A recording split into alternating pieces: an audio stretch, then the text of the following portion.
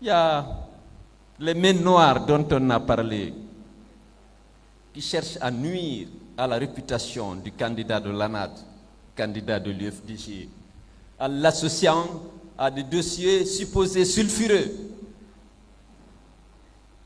Vous voyez, c'est eux qui ont privatisé Air Guinée, Fria, tel et tel dossier. Mais ce n'est pas nouveau pour vous. Changement de régime. Lorsque les gens regardent la force de l'UFDG, ils ont envie de nuire à la réputation du président. Mais je suis heureux aujourd'hui qu'on dise que ces dossiers sont transmis à la justice. Parce que... Non, parce que votre président ne se reproche rien. Nous avons... Mes collaborateurs sont là. Parfois on dit que le parti est dirigé par le ministre des Transports. Il y a beaucoup qui sont venus, mais tous ceux qui ont collaboré avec moi dans ma carrière administrative, à la Banque centrale, aux grands projets, dans les différents ministères, ils ont du respect pour moi. Et Cheikh Fofana vient de le rappeler. Je ne suis pas un homme d'argent, je suis un homme d'honneur. Et si vous voyez qu'ils me suivent tous ici, ils abandonnent parfois les partis de leurs cousins et de leurs parents. C'est parce qu'ils ont confiance, ils considèrent que c'est une chance pour la Guinée. Ils savent sur quelle base j'arbitre, je décide. Ce n'est ni sur la base de l'ethnie. Je ne suis pas un homme d'argent. La gestion qu'on a faite pendant qu'on est des affaires, on est tous fiers. Alors, ils ont dit Air Guinée. D'accord, très bien. Parce qu'à chaque échéance électorale importante, à chaque changement de régime, on vous sort et on dit non, c'est eux qui ont fait ça, c'est eux qui ont fait ceci. Mais il n'y a rien. Les régimes qui se sont succédés cherchaient des ardoises contre moi.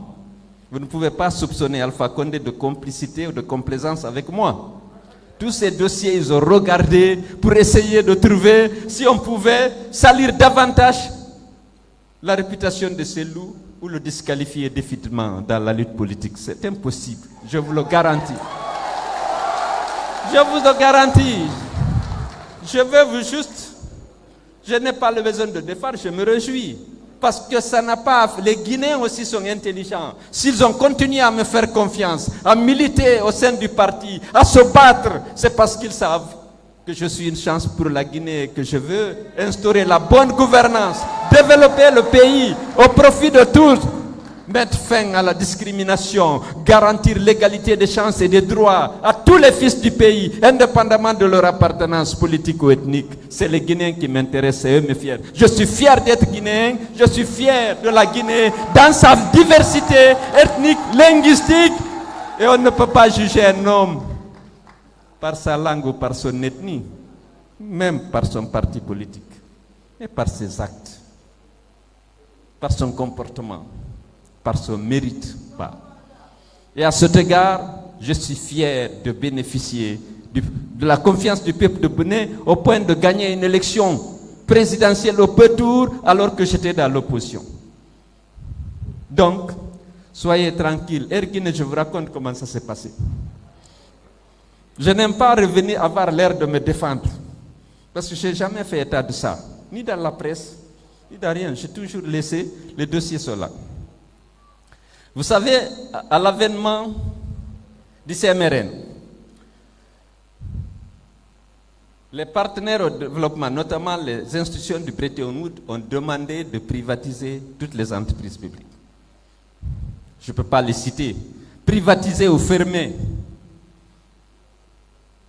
On a commencé en 1988 pour Air Guinée. La compagnie avait 3 avions neufs, un 707, un Boeing 707, un 727 et un 737.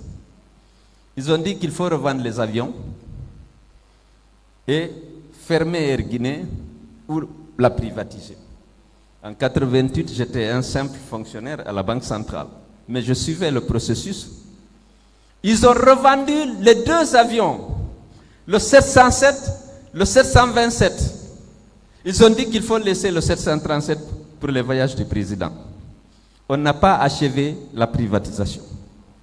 Donc l'avion était resté là avec 500 personnes qui travaillent et qui doivent être payées par la compagnie. C'était à la fois l'avion présidentiel, le président voyageait beaucoup à l'époque, il voyageait avec l'avion et lorsqu'il n'est pas là, il n'y a pas de transport. Les déficits se sont accumulés, les subventions ont augmenté. Le fonds et la banque sont revenus à la charge pour dire il faut liquider Air Guinée et laisser l'avion au président, ou il faut chercher un partenaire, avoir une compagnie de taille moyenne. Ça a été accepté, le dossier a été préparé et soumis au Conseil des ministres qui a approuvé la privatisation de Air Guinée. Je vous explique. Le ministre des Finances a demandé une assistance technique à la Banque mondiale parce que c'est le ministre des Finances qui est chargé des privatisations. C'est lui le ministre en charge du portefeuille de l'État. La Banque mondiale lui a envoyé une société qui s'appelle Aérosynergie, puisque j'étais ministre des Transports. L'expert était là, est en train de rédiger le cahier de charges et le dossier d'appel d'offres lorsque le président Conté a décidé qu'il ne fallait plus vendre, parce que les 2 autres avions étaient vendus au Nigeria. Il dit non, cet avion-là, si on doit le vendre, il faut le vendre à Mamad Silla. À l'époque, je ne parlais pas à Mamad Silla, il y avait une animosité extraordinaire entre nous. Je suis venu dire au président, le président m'a appelé, vous êtes en train de vendre mon avion? J'ai dit oui, président, le conseil des ministres a décidé, la Banque mondiale a envoyé l'expert, actuellement il est en train de rédiger les charges, le cahier de charges. Il dit non, il faut arrêter. Est-ce que c'est la banque qui a acheté l'avion? Je dis non, mais on a décidé au conseil des ministres. Il dit donc, moi je suis pour la vente, mais vendez aux Guinéens, parce que les 2 autres ont vendu. Je ne dis pas de lui donner, il faut lui vendre. J'ai dit, président, ce n'est pas moi qui suis chargé des privatisations. Il y a un ministère chargé des privatisations. C'est le ministère de l'économie et des finances, au sein duquel il y a une unité de privatisation, qui à l'époque dirigée par Ibrahima Kamara. Dès que je sors, je dis, Cheikh, tu risques d'avoir des problèmes avec la banque et le fonds. Parce que tu leur as demandé un expert, ils l'ont envoyé, il est en train de finir son travail. Le président veut remettre Air Guinée à Mamad Silla. Lève-toi, sinon il va le faire. Tu auras un problème de crédibilité avec le fonds et la banque. Il a essayé. Le président était catégorique. C'est son avion de commandement, il ne faut pas oublier. L'avion a été maintenu là pour le truc. Il a décidé qu'il fallait vendre à Mamad Silla. À partir de là, c'est le rôle du ministre de l'économie et des finances. Ils ont fait le plan social. Non, le président a pris un décret pour liquider Air Guinée et demander de vendre les actifs fins à El Hadj Mamad Silla. Le décret a été pris, bien sûr, dans le décret, on disait le ministre de l'économie et des finances et le ministre des transports sont chargés, chacun en ce qui le concerne, de l'application du présent décret. Ce décret existe. Alors, en matière de transport, c'est le ministère des Transports qui gère les droits du trafic du pays. C'est-à-dire que seul le ministère des Transports peut autoriser un instrument, une compagnie, de faire la liaison avec le Sénégal, avec la Sierra Leone ou avec la France. C'est ce qu'on appelle les droits de trafic. Ça, c'est une compétence exclusive du ministère des Finances et du ministère des Transports.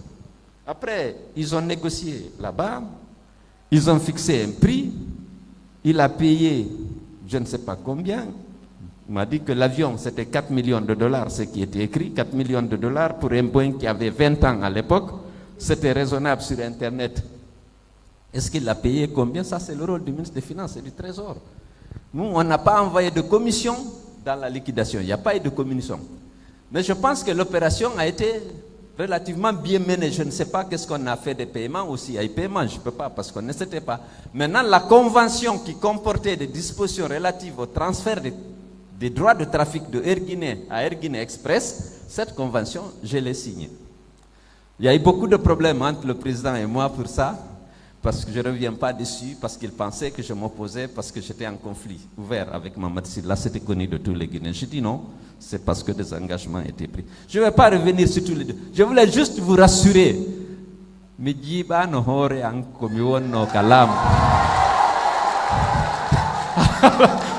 Je vais traduire ça. Ils sont là tous mes collaborateurs. La manière dont on a travaillé, c'était héroïque dans le contexte.